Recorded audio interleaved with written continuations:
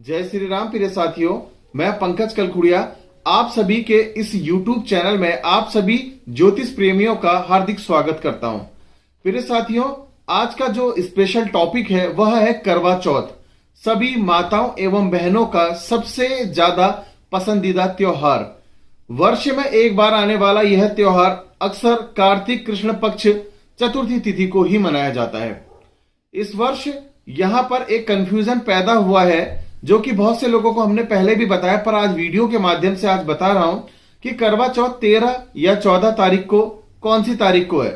इस डाउट के क्रिएट होने के पीछे एक रीजन था, क्योंकि चतुर्थी तिथि का जो प्रारंभ हो रहा है वह 13 अक्टूबर 2022 की रात्रि 1:59 से लेकर 14 अक्टूबर 2022 की प्रातः 3:08 तक बने रहेगी।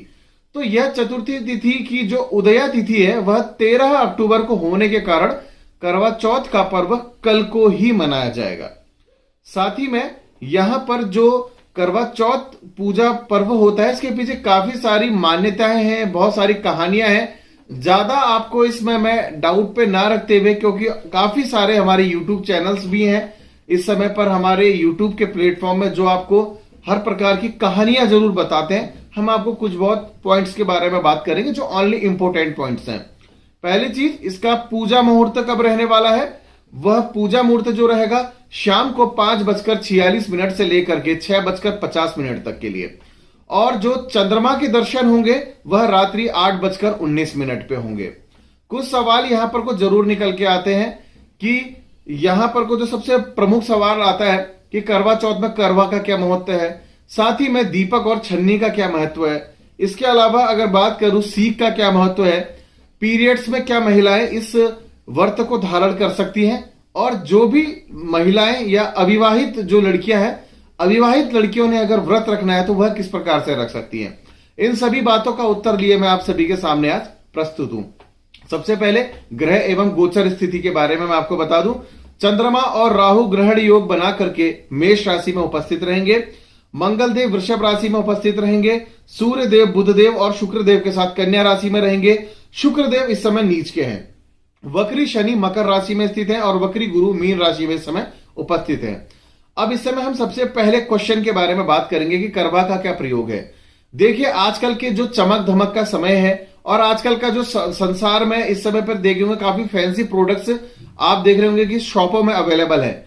इसमें थाली, छलनी और साथ ही में यह करवे की जगह एक लोटा जो कि काफी डिजाइनदार और फैंसी होता है उसे रखा जाता है।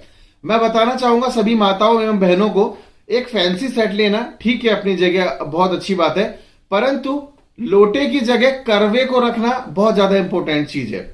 करवा जो कि मिट्टी का बना होता है और करवा चौथ में बिना करवे के करवा चौथ की पूजा या व्रत को नहीं कर सकते हैं।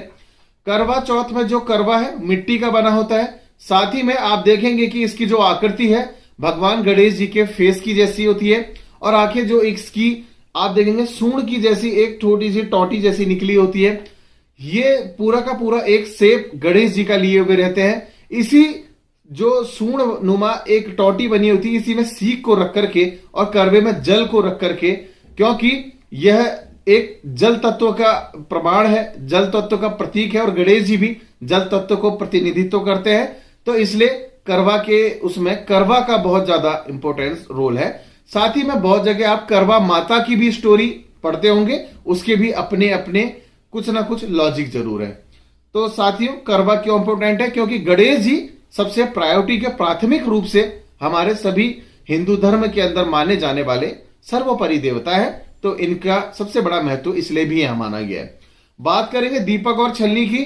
वीरावती जी की आपने कहानी बहुत सी जगह पढ़ी होगी, बहुत सी माताएं बहनें आप देखते होंगे कि करवा चौथ की स्टोरी में भी बताया गया है, बहुत से चैनल्स में भी बताया जाता है। इतनी लंबी स्टोरी नहीं बताऊंगा। वीरावती से प्रेरित होकर के यह एक स्टोरी बनी। उनके भाई लोग देखते हैं कि वीरावती जी भूख से इस व्रत में बेहोश हो जाती हैं। बाद में एक पेड़ में दूर में आप देखते होंगे कि पेड़ के ऊपर उनका एक भाई जो उनसे बहुत प्रेम करता था, एक मशाल को लेकर के पेड़ में खड़ा रहता है।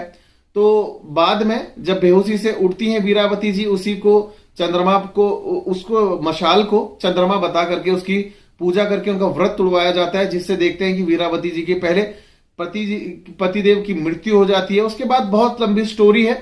तो लास्ट में होता क्या है कि अगली बार जब इस करवा चौथ के व्रत को आगे रखा जाता है प्रॉपर रूप से, तो उनके पति को पुनः जीवित कराया जाता है।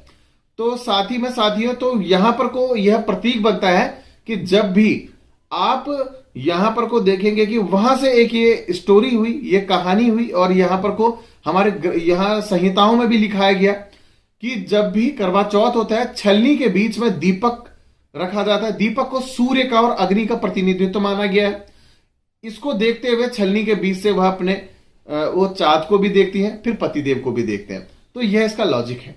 साथ ही मैं सीख की अगर बात करूं तो आपको मैं एक बार बता दूं, करवा माता के पति का पांव जो है मगरमच्छ ने अपने मुंह में डाल दिया था, उन्होंने मारने को तैयार हो चुका था। तो साथ ही में यहां पे क्या हुआ, जो सीख के साथ दूसरा धागा होता है, उस धागे से उन्होंने करवा माता ने मगरमच्छ का पूरा मुंह बांध दिया, और साथ ही में तुरंत यमराज के पास गई। यमराज जी ने मिलने के लिए उन्हें बिल्कुल समय नहीं दिया, क्योंकि चित्रगुप्त द्वारा लिखित बहुत सी लोगों के जो जीवन काल के मृत्यु काल का जो ब्यौरा होता है उसमें वह व्यस्त थे। तो माता करवा ने 7 सीख ली, और साथ ही में जो उसमें मृत्यु का लेख लिखा गया था उनके पति का, उसको हवा में उड़ा दिया और साथ ही में उसे मिटा दिया। तो वहां से यमराज ने उनके प्राणों को पुनः लौटा दिया था। तब से सीख की महत्वता बढ़ी और सीख की संख्या केवल 7 होनी चाहिए। सबसे बड़ा सवाल, क्या पीरियड्स में लेडीज हैं करवा चौथ को रख सकती है, इस व्रत को रख सकती है? तो मैं बताना चाहूंगा, मनु स्मृति और भविष्य पुराण में बताया गया है कि महिलाएं जब भी पीरियड्स में होती हैं तो चौथे दिन में शुद्धि की ओर आती हैं, और देव कार्य हेतु 6 दिन का पीरियड चाहिए होता है, और पितृ कार्यों के लिए 7 दिन का पीरियड चाहिए होता है, जिसमें वह उसकी पूजा कर सके। परंतु यहां पर अगर आपको लगता है कि यह दिन पूर्ण नहीं हुए हैं, तो यहां पर को सीधे तौर पे कहा गया है कि व्रत को नहीं रखना चाहिए। सबसे बड़ी बात है कि मेडिकल एक्सपर्ट से जब इस बारे में पूछा गया था, तो मेडिकल एक्सपर्ट्स का भी कहना है कि इस दौरान पर को जब महिलाएं पीरियड्स के दौर पे होती हैं, भूखी रहती हैं, और साथ ही में यहां पर को पीरियड्स में होती हैं, तो शर्करा जो होती है बॉडी के अंदर वो बहुत ज्यादा बर्न होती है। इस वजह से उनकी तबियत खराब रहने का रिस्क भी रहता है।